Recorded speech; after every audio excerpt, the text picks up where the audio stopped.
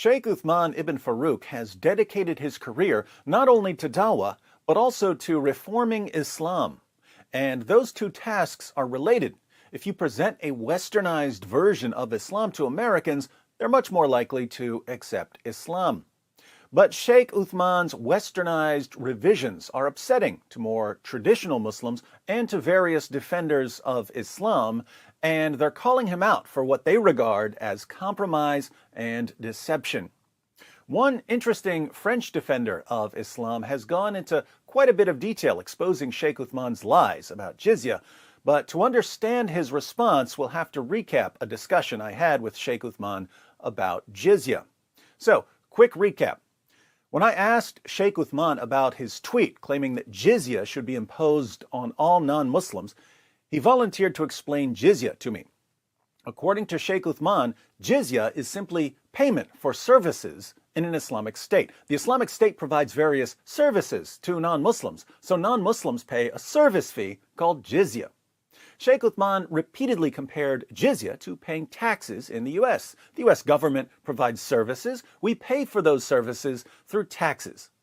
When he said that, I quoted two passages that describe jizya as something that's supposed to humiliate non-Muslims. Muhammad said in Sahih al-Bukhari, "My livelihood is under the shade of my spear, and he who disobeys my orders will be humiliated by paying jizya."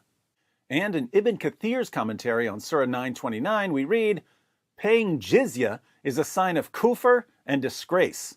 Allah said, until they pay the jizya, if they do not choose to embrace Islam, with willing submission in defeat and subservience, and feel themselves subdued, disgraced, humiliated, and belittled. Therefore, Muslims are not allowed to honor the people of Dhimma or elevate them above Muslims, for they are miserable, disgraced, and humiliated." Shaykh Uthman reinterpreted all of this. He insisted that Ibn Kathir is only talking about non-Muslims who refuse to pay the jizya. If you agree to pay the jizya, you're not disgraced, humiliated, or belittled. But if you refuse to pay, the Islamic government will come after you, just as the U.S. government will come after you if you refuse to pay taxes. The Islamic government will force you to pay, and that's when you'll be humiliated.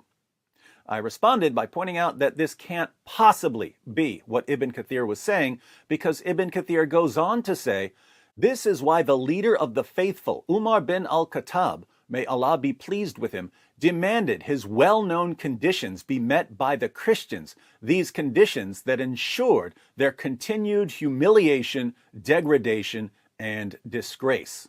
And Ibn Kathir then quotes a story about Umar imposing massively humiliating restrictions on Christians who paid the jizya willingly.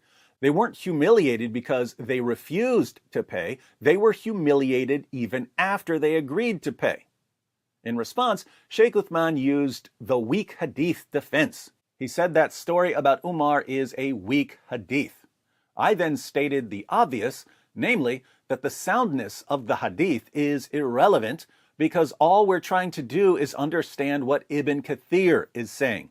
And Ibn Kathir clearly uses this story about Umar to support his comments about jizya.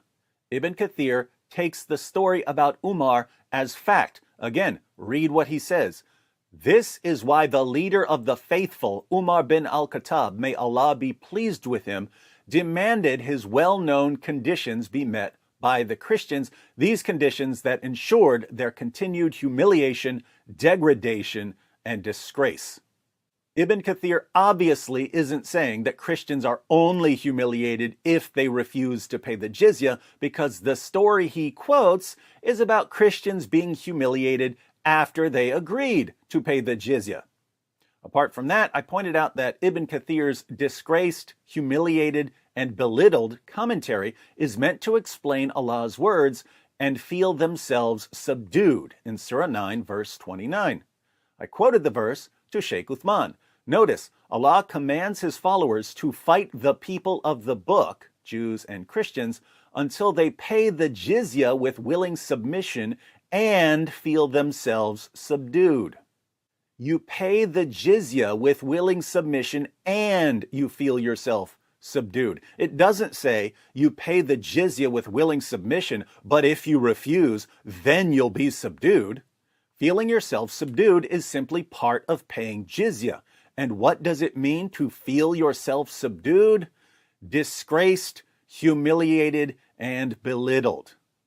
There is absolutely no way Ibn Kathir is saying what Shaykh Uthman claims he's saying. But if you're going to constantly twist the words of Allah and the words of Muhammad, you obviously won't have much of a problem twisting the words of Ibn Kathir. Shaykh Uthman is reinventing Islam here. So that's a recap. Shaykh Uthman's fans don't seem to care when he twists the words of Islam's greatest scholars.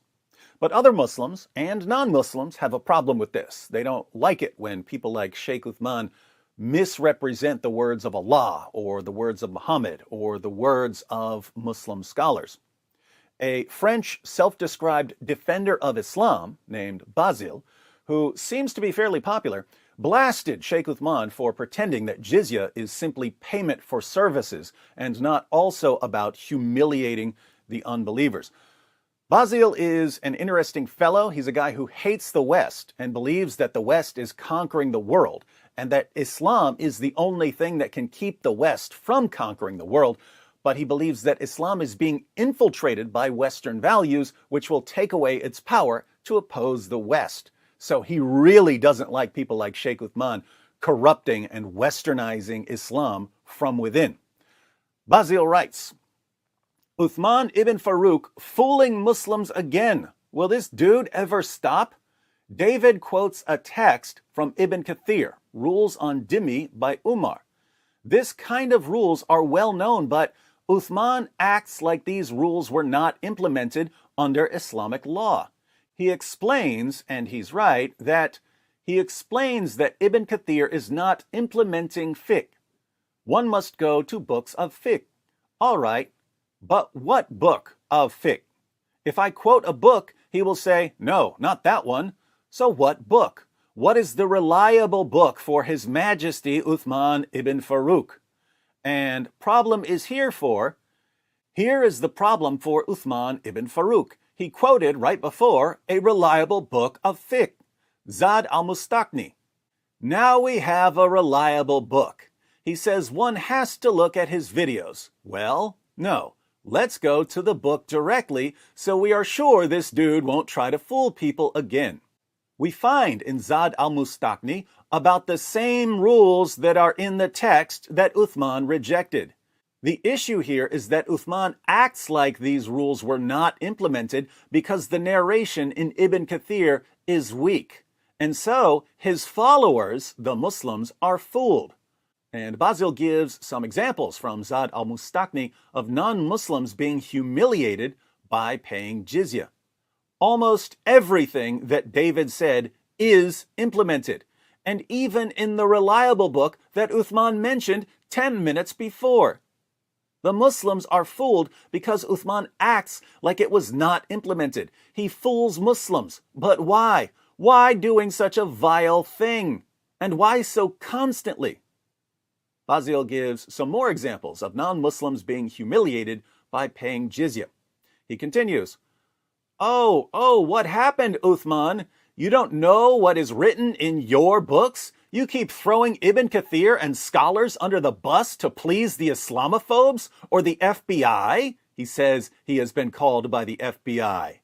There is something wrong with this dude. His followers refuse to acknowledge the truth. They believe in Uthman like their deen was hanging to him.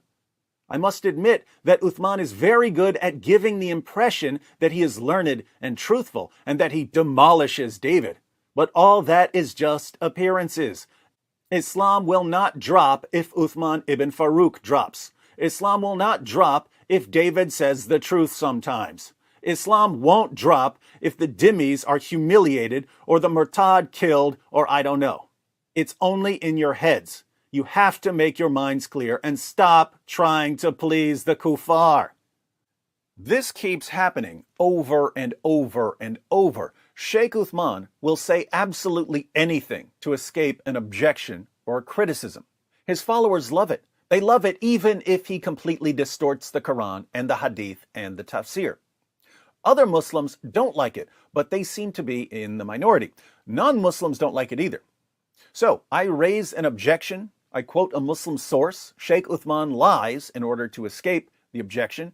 And certain Muslims who otherwise don't like me, and certain non-Muslims like Basil, who don't want Shaykh Uthman's lies spreading, end up saying, no, David is right here. Shaykh Uthman is lying. Why are they blasting Shaykh Uthman? You can't say it's because they just don't like him. They definitely don't like me, but they keep saying that I'm right. Given how much these guys despise me, and you can see from their other comments that they really, really despise me. Given how much these guys despise me, do you have any clue how difficult it must be for them to say David is right and the Muslim scholar is wrong? Basil seems genuinely confused about why Shaykh Uthman is doing this, and even more, how he keeps getting away with it. But it's actually pretty simple. Think about the various reasons someone might get into a relationship. A man and a woman, for instance.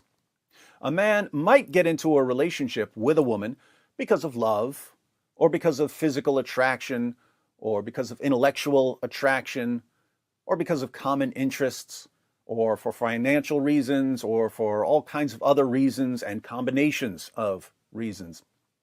But some men get into relationships with women because they have an inner drive to control other people. Ladies, these are the kind of men you don't want to get involved with. The reverse is true as well. Men, you don't want to get involved with women who have an inner drive to control other people. The men and women who seek control over other people are the men and women who develop manipulation tactics that they use to control others. Good so far? Okay. Now, for some people, religion is a tool for establishing and maintaining manipulative control over others. I'm sure we're all familiar with this. There are people in every religion who use religion as a tool for establishing and maintaining manipulative control over others. These people use manipulation tactics to gain psychological control over their followers. Once they have psychological control over their followers, they can say almost anything. Their followers won't question them. Fortunately, there are a limited number of manipulation tactics. Once you understand what they are, and you can spot them, you can expose the manipulators and their tactics. The cool part is that manipulators generally only have a handful of go-to tactics, 3 to 5 tools in their tool belt. When you eventually recognize and begin to counter those tactics so that the manipulators lose their source of control, they start to panic because they can't stand not being in control. I know you don't trust me on much, Basil, but you've admitted that I'm right sometimes, so trust me on this one. There aren't many things in life that are more fun than watching a narcissistic, psychologically abusive control freak start to lose control. It is a glorious sight to behold. Get ready for the Shaykh Uthman show.